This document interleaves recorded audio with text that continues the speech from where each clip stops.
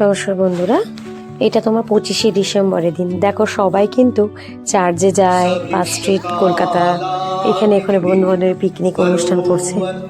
হ্যাঁ, আমারও হয়তো একটা সময় মনে হতো যখন শান্তিনিকেতনে যাইনি, কিন্তু শান্তিনিকেতনে যাওয়ার পরে না এইসব জিনিসগুলো আর ভালো লাগে না। এই যে খ্রিস্ট উৎসব আজকে তোমার, এই খ্রিস্ট উৎসবটা আমাদের এই উপাসনা গৃহ, যেটা আমাদের অনেকে কাজ মন্দির বলে, সেখানে ক্যান্ডেল চালানো হয়। তো সেই খোলকর্তালের গান দিয়ে সেই তোমার সব অনুষ্ঠানটা হয়, কিছু ইংলিশ গানও হয়, প্রেজেন্স। তো এই যে এই মুহূর্তটা না আমি কোথাও আমি বলো না, আমি একটা স্বর্গ মনে করি। আমার সম্পূর্ণ প্রাণ বলো, আমার ভালো লাগা ভালোবাসা সম্পূর্ণ এই জায়গাটা, এই শান্তিনিকেতনে। এই যে এই অনুষ্ঠানটা এই সাদা শাড়ি পরে এই খোলকর্তালের গানের মাঝে বসে আছে না, এটা আলাদা একটা অনুভূতি কাজ করে। তাই তোমাদেরও বলবো, নিজে ঠিক থাকো, নিজেকে চেষ্টা করো গ্রুম করার। কে কি বললো, হ্যাঁ, তবে মা বাবাকে সবসময় দেখার, মা বাবার থেকে বড় গুণী বা বড় গুরু বা টিচার কেউ হতে পারে না, কেননা তাদের জন্য আজকে তুমি পৃথিবীর সব পেয়েছো। তাই তাদেরকে অবমাননা করে তুমি কিছু কখনো করতে পারবে না। এমন কিছু করবে যাতে বাবা মার সাপোর্ট থাকে, না থাকলেও তাদের বোঝাতে হবে। তুমি ঠিক করে এমন এক কিছু করবে যাতে তারা পরিবর্তিত করে তোমাকে সাপোর্ট করে। আমার উপলব্ধি থেকে তোমাদের কথাটা বললাম। তো দেখো, একটা কোথা থেকে লোকজনরা আসে। আমার এক বন্ধু সেদিন এসেছিল, একটা ভীষণ চঞ্চল। হ্যাঁ, তুমি বলছে যে আমি এত চঞ্চল একটা মানুষ, এই জায়গাটা কীভাবে আমি শান্ত হয়ে গেলাম। যে যত ডিস্টার্বে থাকুক মাইন্ড, যত পরিস্থিতি খারাপ থাকুক, তুমি জানো এই জায়গাটা বসে থাকলে না এত ধ্যান, এত কীর্তন, এত আরাধনা হয়। তো এই জায়গাটা রবীন্দ্রনাথ কখনো মূর্তি পূজায় বিশ্বাসী ছিল না। তিনি ব্রহ্ম সমাজ, ব্রহ্ম সঙ্গীত নিয়ে কাজ করেছেন। হ্যাঁ, ব্রহ্ম পদে দীক্ষিত ছিলেন। তো কী যে একটা অনুভূতি কাজ করে না, এখানে বসে তুমি নিজে শান্ত হয়ে যাবে। তোমার মনে হবে পৃথিবীর সব শান্তি তুমি এখানে খুঁজে পাচ্ছ। দেখো, সব ভিডিও নিতে পারিনি, এত ভিড় হয়ে গেছিলো। হ্যাঁ, অনেকটা লেট হয়ে গেছিলো।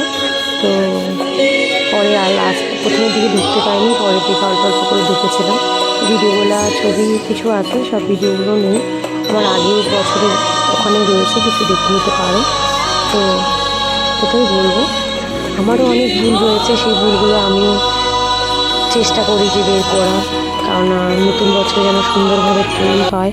তোমাদেরও বলছি, নতুন বছর একটা করে বছর শেষ হয়ে যায়, তোমার অনেক কিছু, একটা দিন অনেকটা কিছু সময়, ওই জিনিসটা তুমি কখনো ফিরে পাবে না।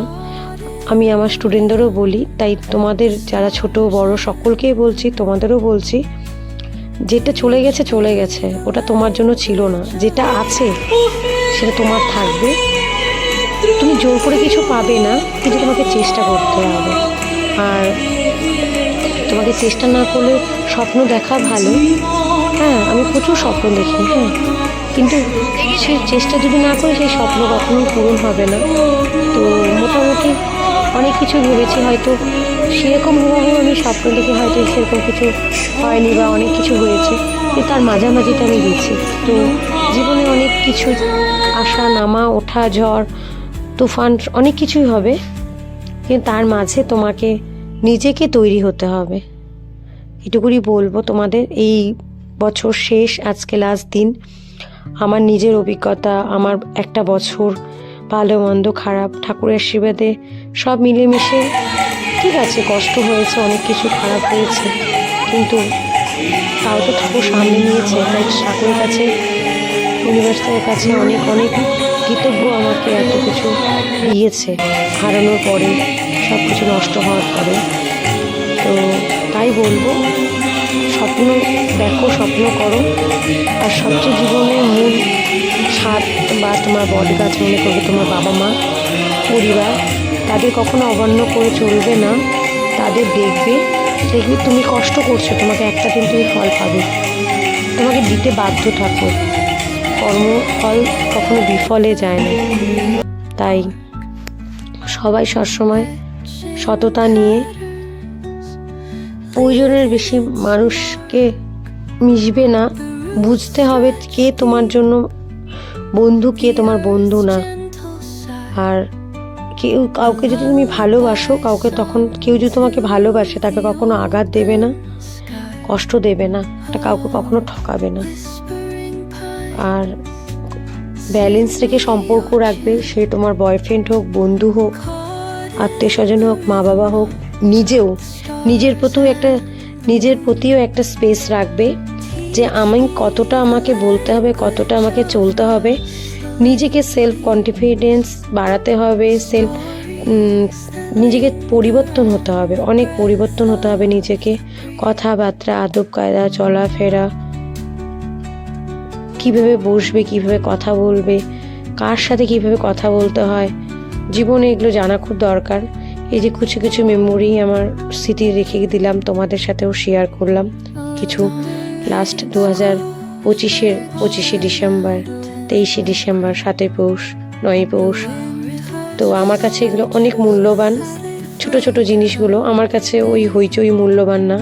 আমি খুব শান্তি থাকতে চাই। তো তোমাদেরও বলি যে হ্যাপি হও, পরিবারে মা বাবাকে হ্যাপি রাখো, সবাই হ্যাপি থাকবে। তুমি যা কিছু রয়েছে ওদের জন্যই। ভালো লাগলে লাইক শেয়ার কমেন্ট করো। ভালো থেকো তোমরা।